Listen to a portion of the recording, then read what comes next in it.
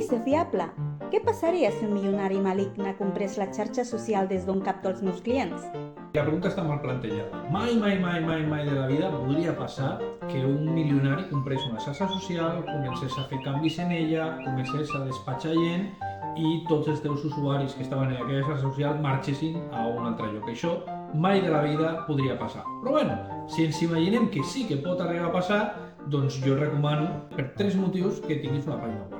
El primer motiu, justament, és perquè amb una pàgina web tens un petit espai de sobirania en aquest immens caos que és internet. En aquell petit espai, que serà teu per sempre, doncs podràs dir qui ets, com tu vulguis, en els teus termes i sense patir que cap algoritme decideixi què has de dir o com ho has de dir. Segon motiu, les xarxes socials són molt canviants. Ara està de moda un, la setmana vinent hi haurà una altra xarxa social que estarà de moda, per tant, és millor que tinguis un espai més atemporal, més tranquil i més a termini, com és una pàgina web, que porten existint 20 anys i crec que tenen per 20 anys més.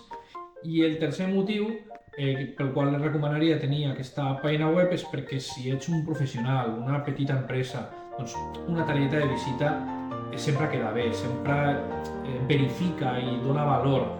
Vol dir que existeixes, que no estàs venent fum, que no ets només un vídeo fet a Mia ni un avatar o alguna cosa estranya a xarxes socials, sinó que darrere d'allò hi ha alguna persona tangible que es pot tocar. Si a més en aquesta petita pàgina web, per exemple, doncs, fiques la teva experiència laboral, fiques les teves aptituds, un petit currículum vitae, tot això et dona una validesa tremenda, perquè què fem tots? Doncs anem a buscar, quan volem un servei, anem a buscar i a tafanejar a veure qui és.